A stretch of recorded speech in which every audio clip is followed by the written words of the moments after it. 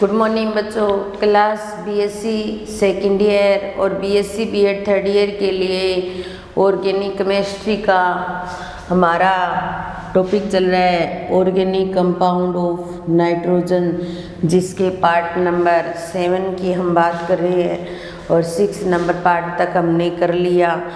और हम नाइट्रोजन के कार्बनिक यौगिकों की बात कर रहे हैं, जिसके अंदर हमने नाइट्रो एल्कीन तो कर लिया था और नाइट्रो एरिन हमारा चल रहा है। और नाइट्रो एरिन की रासायनिक अभिक्रिया हम पढ़ रहे थे, जिसको वहाँ से वापस शुरू करते हैं अपने नाइट्रो एरिन।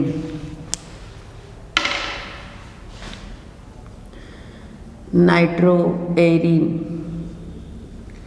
और नाइट्रो एरिन की रासायनिक अभिक्रियाएं। नाइट्रो एरिन की रासायनिक अभिक्रिया 2 नंबर रिएक्शन अपचयन हम कर रहे थे और अपचयन के अंदर क्षारीय माध्यम में अपचयन हम करवा रहे थे। तो तीसरा माध्यम चल रहा था क्षारीय माध्यम में अपचयन।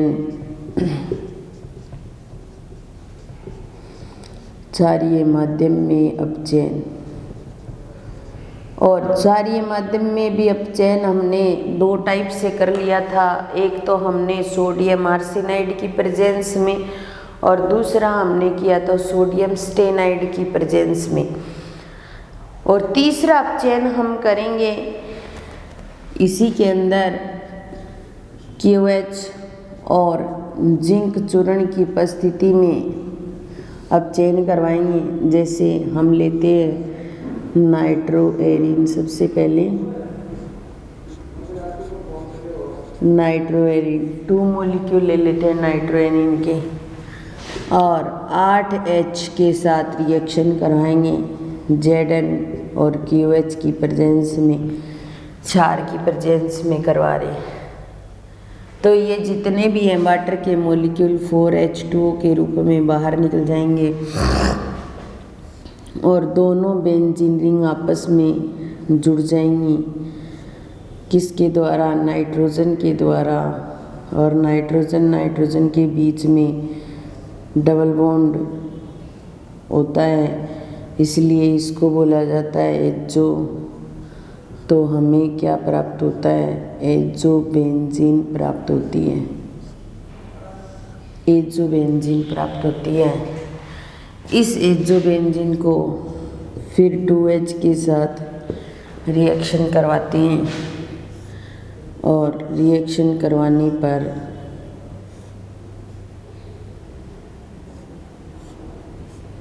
ये N और ये N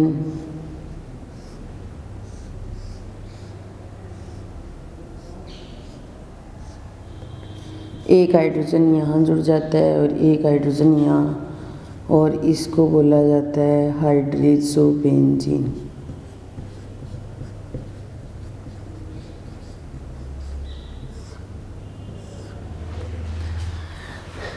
तो सबसे पहले यहाँ पर हमने क्या लिया था? नाइट्रोबेंजीन लिया था, नाइट्रोबेंजीन। और इस नाइट्रोबेंजीन की 8H जिंक और KOH के साथ में रिएक्शन करवाई, एजोबेंजीन प्राप्त हो गया। 2H के साथ रिएक्शन करवाई, नाइट्रोजन के बीच में डबल बॉन्ड सिंगल बॉन्ड में कन्वर्ट हो गया और एक एक हाइड्रोजन जुड़ गया जिस दोनों के साथ, और क्या बन गया? हाइड्रोजोबेंजीन। ये जो अपचयन था वो था क्षारीय माध्यम में अपचयन, जिसमें हमने सोडियम स्टेनाइड, सोडियम आर्सेनाइड और जिंक और KOH की प्रेजेंस में अपचयन करवाया था। उसके बाद में 4th नंबर जो अपचयन आता है वो आता है वैद्युत अपचयन। अपचयन काफ़ी लंबा टॉपिक है इसके अंदर। तो वैद्युत अपचयन, अब हम क्या करेंगे? नाइट्रो एरिन का वैद्युत अपचयन करवाएंगे। किसकी प्रेजेंस में करवाएंगे? H2SO4 की प्रेजेंस में। जैसे ही नाइट्रोबेंजीन का विद्युत अपचयन करवाते हैं हम H2SO4 की उपस्थिति में, तो हमें हाइड्रोक्सिल एमीन प्राप्त होगा और उस हाइड्रोक्सिल एमीन के अंदर रीअरेंजमेंट करवाया जाए तो हमें पैरा एमिनो फिनोल प्राप्त हो जाएगा। तो सबसे पहले यहाँ पर नाइट्रोबेंजीन NO2 जोड़ेंगे और ये क्या है, नाइट्रोबेंजीन, और H2SO4 की उपस्थिति में विद्युत अपचयन करवा रहे हैं हम 4H के साथ रिएक्शन करवाएंगे। एक तो वाटर का मॉलिक्यूल बाहर निकल जाएगा यहाँ से H2O के रूप में, और एक हाइड्रोजन N के साथ जुड़ जाएगी, एक O के साथ जुड़ जाएगी और इसको बोला जाएगा फेनिल हाइड्रोक्सिल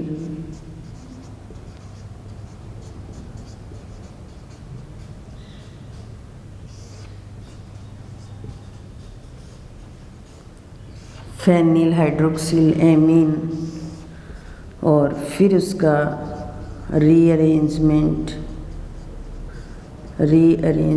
किया जाएगा और रीअरेंजमेंट करने पर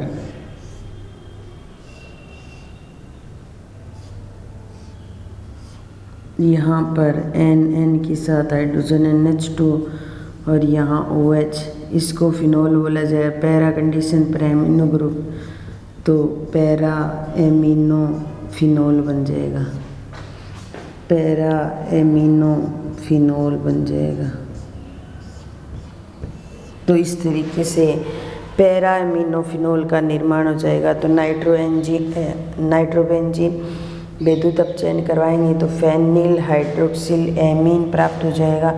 रीअरेंजमेंट करवाते तो पैरा एमिनो फिनोल का निर्माण होता है। तो इस तरीके से ये विद्युत अपचयन था। उसके बाद में एक लास्ट अपचयन और बच गया, उत्प्रेरकीय अपचयन।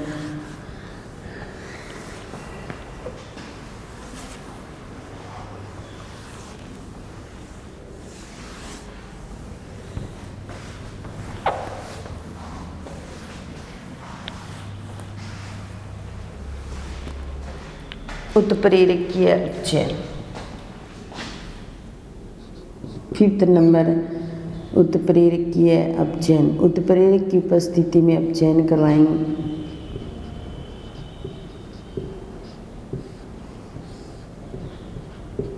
उत्प्रेरक हम निकल ले सकते हैं, पैलेडियम ले सकते हैं, प्लेटिनम धातु ले सकते हैं। ये क्या होती है, उत्प्रेरक की तरह काम करती है। तो हम लेते हैं नाइट्रोबेंजीन और नाइट्रोबेंजीन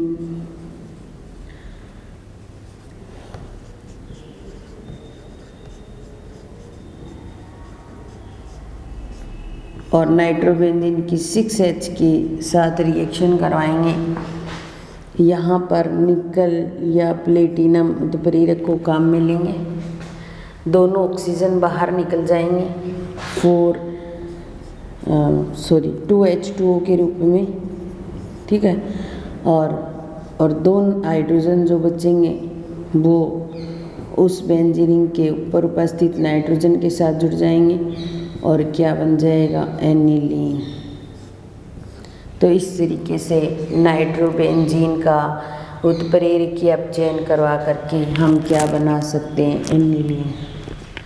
तो ये थे हमारे 2 नंबर विक्रिया अपचयन, नाइट्रोएरिन की 2 नंबर रिएक्शन अपचयन कंप्लीट हो जाता है। अम्लीय माध्यम में करवाया हमने अपचयन, क्षारीय माध्यम में, उदासीन माध्यम में विद्युत अपचयन करवाया और उत्प्रेरकीय अपचयन करवाया।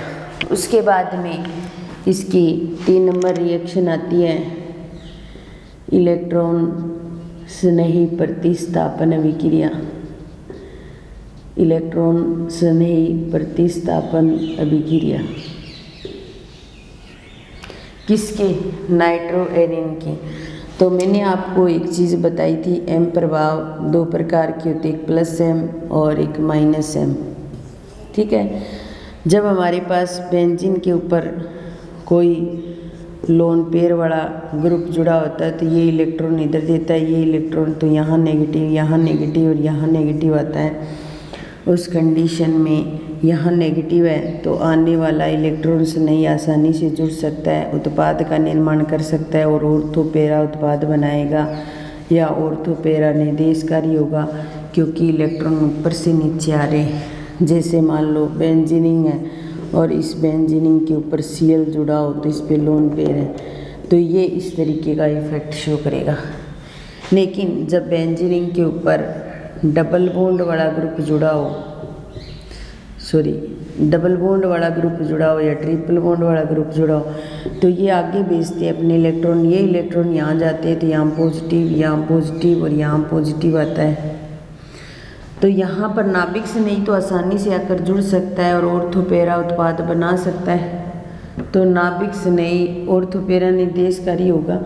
लेकिन हम क्या कर रहे हैं, इलेक्ट्रॉन से नहीं अभिक्रिया करवा रहे हैं, इलेक्ट्रॉन से नहीं आकर यहाँ तो नहीं जुड़ सकता, क्योंकि यहाँ तो इलेक्ट्रॉनों की क्या कमी, इसलिए ये इलेक्ट्रॉन से नहीं कहाँ जुड़ेगा, मेटा पर जुड़ेगा। और इस कंडीशन के जो उत्पाद होते हैं वो मेटा निर्देशकारी होते हैं। अगर इलेक्ट्रॉन से नहीं प्रतिस्थापन अभिक्रिया करवाई जाए, अगर नाभिक से नहीं करवाएंगे हम तो नाभिक से नहीं में तो ऑर्थो पैरा पर जुड़ेंगे, क्योंकि नाभिक से नहीं के पास इलेक्ट्रॉन है वो ऑर्थो पैरा पर दे देंगे तो ऑर्थो पैरा उत्पाद बना देंगे। तो इसकी नाभिक से नहीं प्रतिस्थापन अभिक्रिया हमने कर ली थी। अब हम इलेक्ट्रॉन से नहीं प्रतिस्थापन की बात कर रहे हैं। तो यहाँ पर नाइट्रो ग्रुप जो है, जैसे बेंजीन रिंग के ऊपर ये नाइट्रो ग्रुप है, ये N डबल बॉन्ड और O नेगेटिव, ये अपने इलेक्ट्रॉन यहाँ देगा तो इसको यहाँ देना पड़ेगा, यहाँ पॉजिटिव आ जाएगा। फिर ये इलेक्ट्रॉन इधर ट्रांसफर होंगे, यहाँ पॉजिटिव आ जाएगा। फिर ये इलेक्ट्रॉन यहाँ दे दी जाएंगे तो यहाँ पॉजिटिव आ जाएगा। इसका मतलब ऑर्थो पैरा, ऑर्थो पर तो इलेक्ट्रॉनों की कमी है तो आने वाले इलेक्ट्रॉन्स नहीं जुड़ सकता। तो फिर कहाँ जुड़ेगा, मेटा पर जुड़ेगा। चाहे इस मेटा पर जुड़ो, चाहे इस मेटा पर, चाहे इस मेटा पर, तो मेटा निर्देशकारी उत्पाद बनेंगे। तो नाइट्रो ग्रुप का -M इफेक्ट भी पड़ता है और -I इफेक्ट भी पड़ता है जो इलेक्ट्रॉन खींचने का काम करता है। तो इसलिए मेटा निर्देशकारी उत्पाद बनेंगे। तो सबसे पहले हम इलेक्ट्रॉन से नई प्रतिस्थापन के अंदर करवा रहे हैं नाइट्रीकरण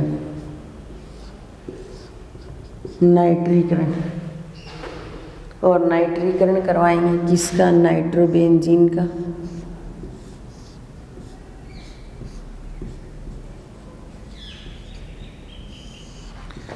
और नाइट्रीकरण करवाने के लिए नाइट्री कारक मिक्सचर की प्रेजेंस में रिएक्शन करवाती है।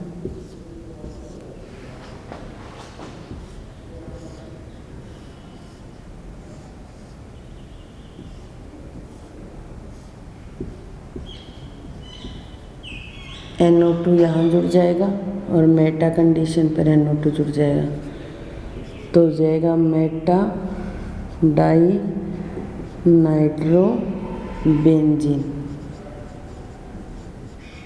Meta di nitrobenzene.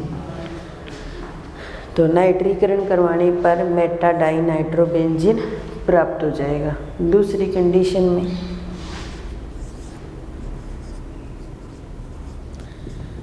हैलोजनीकरण,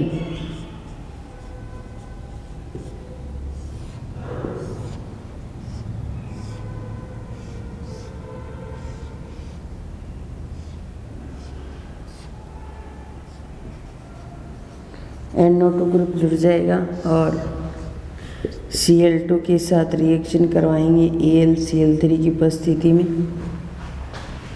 तो जो मेटा कंडीशन है वहाँ Cl आकर जुड़ जाएगा तो मेटा निर्देशकारी उत्पाद बन जाएगा। और ये नाइट्रोबेंजीन और मेटा कंडीशन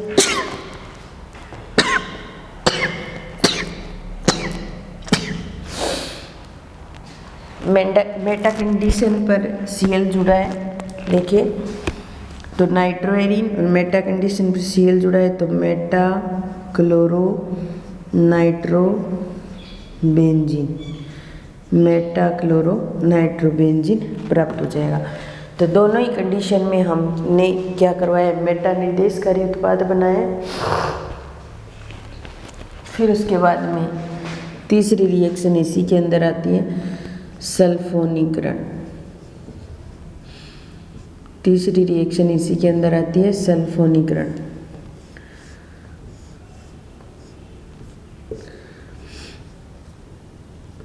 NO2 और इसको क्या बोला जाएगा, नाइट्रोबेंजीन। नाइट्रोबेंजीन का हमें क्या करवाना है, सल्फोनीकरण करवाना है। सल्फोनीकरण करवाने के लिए H2SO4 के साथ रिएक्शन करवाएंगे, ठीक है। और इस कंडीशन में